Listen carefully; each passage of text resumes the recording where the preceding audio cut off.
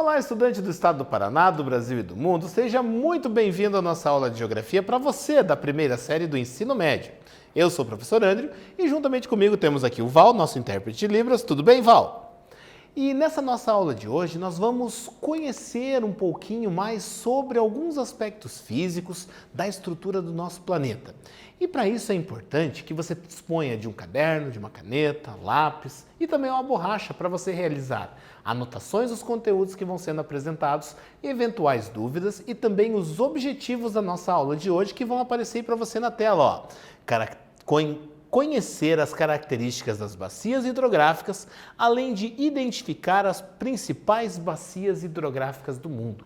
Então nós vamos falar um pouquinho sobre a hidrografia, esse aspecto físico da estrutura do nosso planeta que está relacionado aos rios existentes na superfície terrestre, pois rios são cursos naturais que a água realiza pela superfície da Terra. Então essa água vai escoando, vai escorrendo, sempre partindo das áreas de relevo mais elevado para as áreas mais baixas.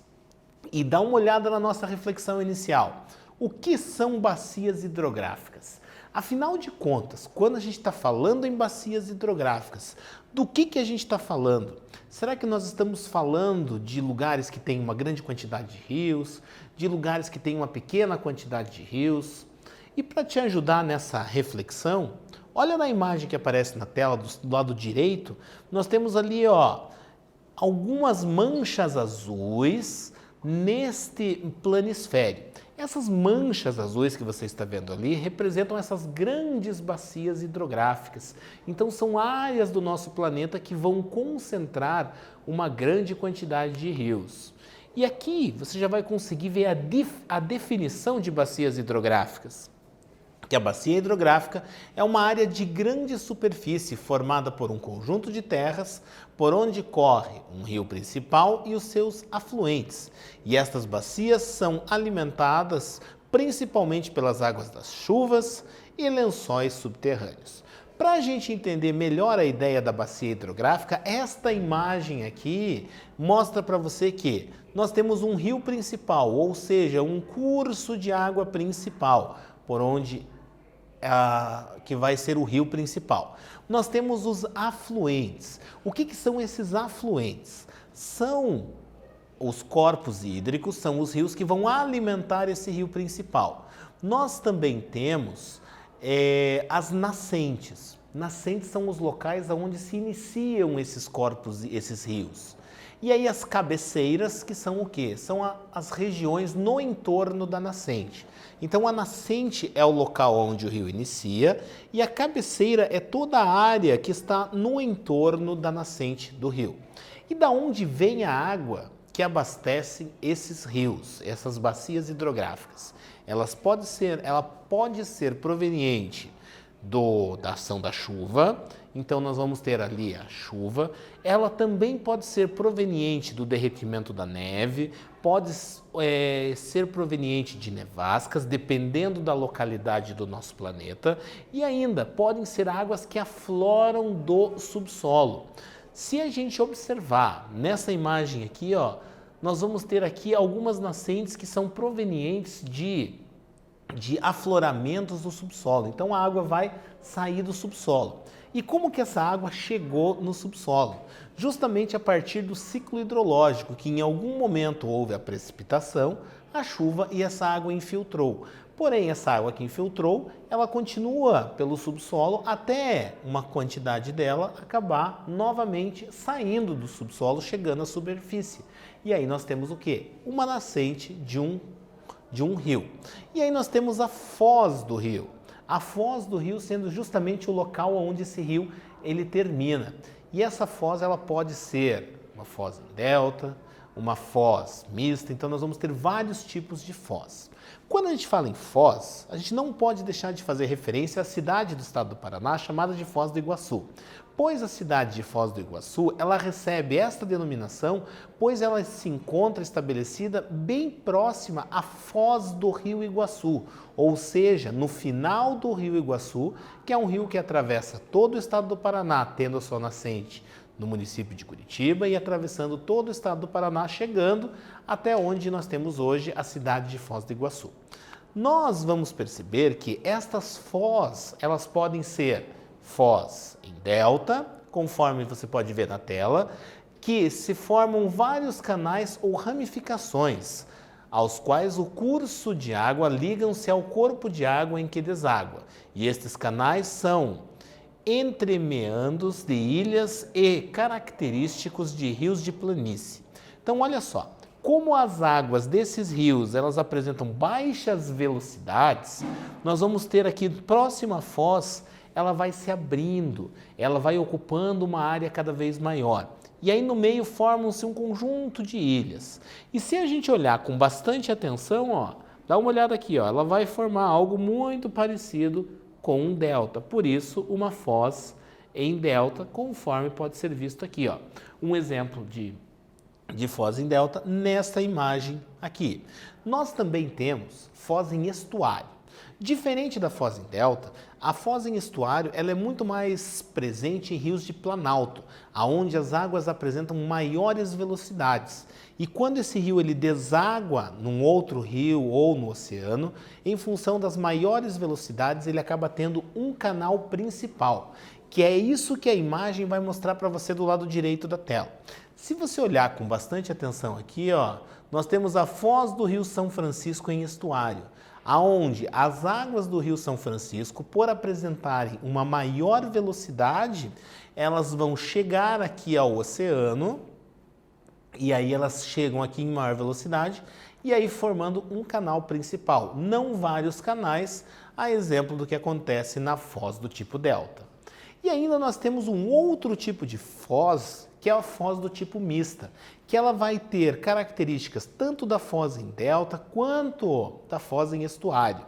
E essa imagem que você visualiza aqui na sua tela, ela mostra para você que ó, o curso principal, aqui ele começa a abrir um delta, mas ainda assim, a partir desses canais aqui, ó, eles ainda apresentam um grande volume de água. Ó. Não são vários canais pequenos ramificados, mas sendo alguns canais principais.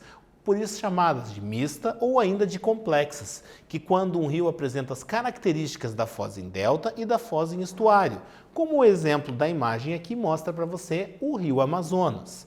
E o rio apresenta algumas ramificações laterais, uma foz principal com um canal único sem ramificações. Então, essas características da foz mista ou complexa. E agora eu quero que você pegue teu caderno, pegue tua caneta, você que ainda não pegou, porque vai ter a nossa atividade. Então é hora que você vai copiar o exercício aí no seu caderno e vai respondê-lo, porque eu estou de olho em você, ó. Vamos lá. A bacia hidrográfica é uma área de grande superfície, formada por um conjunto de terras por onde corre um rio principal e seus afluentes. Assim sendo, descreva os principais elementos que integram uma bacia hidrográfica. Afinal de contas, quais são os elementos que fazem parte da bacia hidrográfica? Então, pega a tua caneta, teu caderno, anota esse exercício e eu quero que você resolva ele. O tempo vai aparecer na tela e na volta a gente vai corrigir. Mas tenha certeza que, ó, estou de olho em você.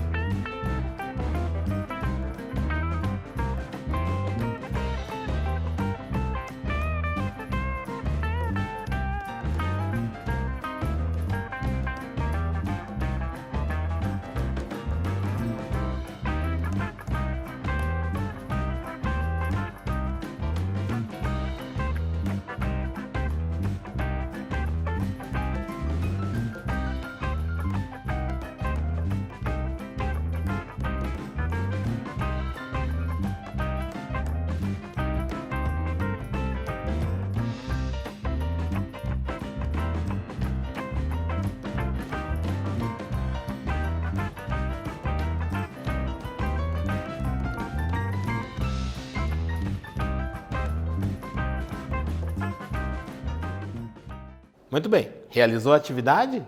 Deixa eu ver. Fez, isso mesmo, aí é bonito. Então vamos agora para a resposta aí que vai aparecer na tela. Ó. Nascente é o local onde o rio inicia. Foz é o local onde o rio termina e que pode ser em delta, em estuário ou pode ser mista ou ainda complexa. Afluentes, que são os rios de menor volume e que desaguam no rio principal, e os divisores de água, que são formas do relevo que delimitam as bacias hidrográficas.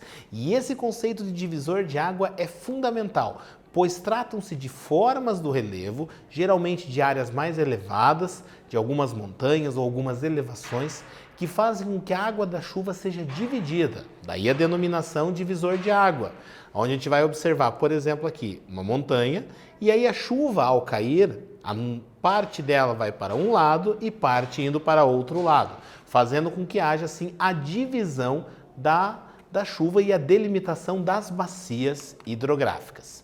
Aqui a gente vai visualizar na tela as principais bacias hidrográficas que existem no nosso planeta. Estão aqui identificadas com números, nós temos aqui ao todo 23 identificadas aqui das principais bacias hidrográficas mundiais e vale um destaque para as bacias identificadas com o número 6 e o número 7, que é a bacia amazônica e a bacia do Paraná. Então aqui nós temos aqui na número 6 o principal rio, que é o rio Amazonas, e essa grande bacia amazônica, ela compreende áreas de outros países, pois o rio Amazonas tem por mais que ele surja a partir do encontro das águas do Rio Negro, do Rio dos Solimões, nós vamos perceber que todo esse curso da água ele é proveniente lá da região da Cordilheira dos Andes, aonde essas águas elas acabam vindo a partir do derretimento da neve do alto das cordilheiras e também da chuva que existe em todo o percurso, principalmente na floresta amazônica. E a bacia do Rio Paraná, que está associada ali à presença do Rio Paraná, com um grande potencial hidrelétrico. Então é importante a gente conhecer e saber um pouquinho dessas bacias hidrográficas, aonde elas estão localizadas e também pensar um pouquinho sobre a importância dessas bacias hidrográficas para a vida das pessoas e também para o desenvolvimento econômico da nossa sociedade. Agora a gente vai falar um pouquinho das bacias hidrográficas classificadas aí por continentes. Então a gente vai começar aqui falando sobre as bacias hidrográficas do continente africano, que conforme você pode visualizar aqui, ó, a bacia hidrográfica mais conhecida da África é a bacia do Rio Nilo, que atravessa o deserto e nasce na porção sudoeste do continente. E outras bacias importantes são a bacia do Congo e a bacia do Níger. Talvez você já tenha ouvido nas aulas de história que o Egito é dádiva do Nilo, pois o rio Nilo atravessa toda uma região de deserto. Nós temos aqui, ó, a área do deserto do Saara, do grande deserto africano, e o rio Nilo, ele atravessa toda essa área aqui. E toda a população do Egito, toda a civilização egípcia se desenvolveu nas margens desse rio, em função dos constantes períodos de cheias, que alagavam algumas áreas e levavam nutrientes até o solo. E aí depois das baixas, que faziam com que esse solo rico em umidade, rico em nutrientes, se tornasse próspero e fosse capaz do desenvolvimento da agricultura. Mas além da bacia do rio Nilo, nós temos outras, como a do rio Congo e do rio Níger, conforme pode ser visualizado aqui neste mapa, onde elas estão ali respectivamente identificadas. Então é importante a gente saber que o continente africano, ele não apenas é formado de deserto, ele dispõe de uma área com deserto, mas também dispõe de outros elementos, de outras formas de paisagem. Continuando aqui com a nossa aula, ó, bacias hidrográficas do continente americano. Então nós vamos falar da América, que pode ser dividida em América do Norte, América Central e América do Sul, mas que é um continente só, continente americano, que ela é abundantemente irrigada por rios e cursos de água, que constituem bacias hidrográficas. E entre as principais bacias hidrográficas estão a bacia amazônica, a bacia platina e a bacia do Mississippi-Missouri. Então aqui a gente vai perceber que são grandes volumes de água, são bacias hidrográficas de grande importância tanto para a navegação, mas também para a produção de energia e para o desenvolvimento das comunidades que vivem próximas a essas bacias hidrográficas. E aqui a imagem da bacia do rio Mississippi, atravessando todo os Estados Unidos da América, e aqui a bacia amazônica, que tem a sua origem lá na Cordilheira dos Andes e vem até o Oceano Atlântico, então atravessando toda a porção sul do continente americano, tendo sua grande parcela de área dentro do território brasileiro. Mas a bacia do Mississippi também é uma bacia de fundamental importância para os Estados Unidos da América. E quando a gente vai falar das bacias hidrográficas do continente asiático, a gente tem que saber que o continente asiático é o maior continente no sentido leste-oeste, que apresenta as maiores extensões neste sentido, leste-oeste. E que, em função das suas características geográficas, também irá dispor de rios com grandes volumes de água, como por exemplo o rio Yangtze, que é um dos rios que apresenta um imenso volume de água, que também é utilizado para a produção de eletricidade. Aqui na tela, ó, a gente vai ver que a hidrografia da Ásia ela é extremamente rica, com muitos mares, lagos e rios de diferentes tamanhos. Então a principal bacia ali, ó, temos a do rio Yangtze, do rio Eufrates e o rio Tigre, que é onde nós temos o berço da civilização, pois às margens desses dois rios é que se desenvolveu a civilização. Haja vista que um dos rios trazia água limpa e o outro rio levava ali os dejetos produzidos quando o ser humano passou a se fixar no território. E aí nós temos ali o rio Indo, o rio Ganges, alguns rios ali de fundamental importância na Ásia, o rio Ganges ali com um destaque religioso e cultural na Índia também. E aí na Europa, quando a gente vai falar da hidrografia, esses rios são utilizados principalmente como meio de transporte. Então o continente europeu dispõe de uma grande malha hidrográfica, são rios de planícies, ou seja, rios que não apresentam muitas ondulações, muitas cachoeiras, muitas barreiras e que são muito favoráveis à navegação. E agora que a gente falou de tudo isso, a gente conheceu um pouquinho as principais características das bacias hidrográficas mundiais, pega teu caderno e a nossa segunda atividade. Bacia hidrográfica é a área ou região de drenagem de um rio principal e seus afluentes. Ao longo da história, as bacias hidrográficas tiveram vários usos. Descreva os principais usos dessas bacias hidrográficas mundiais. Afinal de contas, para que as pessoas utilizaram as águas dos rios e essas várias bacias hidrográficas? O tempo vai aparecer na tela e a gente está esperando você!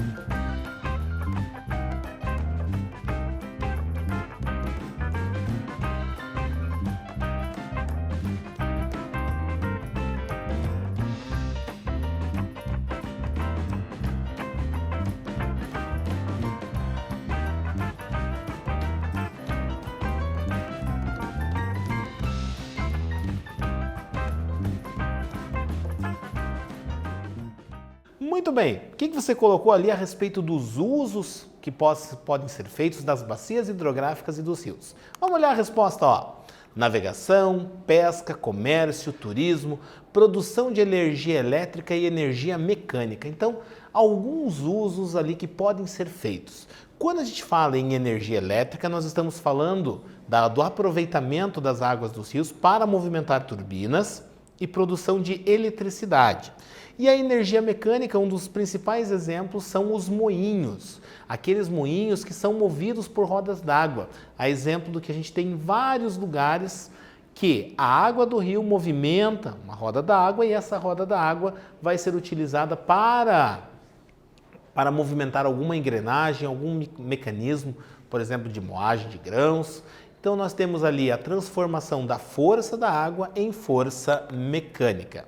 E o que falamos nessa nossa aula de geografia de hoje? Nós falamos ali sobre as principais bacias hidrográficas do nosso planeta e também falamos sobre o que são bacias hidrográficas. Nós trouxemos a definição de bacias hidrográficas. Conteúdo esse de fundamental importância na sua vida, para os seus estudos ao longo da sua vida, para que você possa então compreender melhor o mundo em que você vive. Agradeço a você pelo seu envolvimento e sua participação na nossa aula. Desejo a você um forte abraço aonde quer que você esteja e até a próxima aula!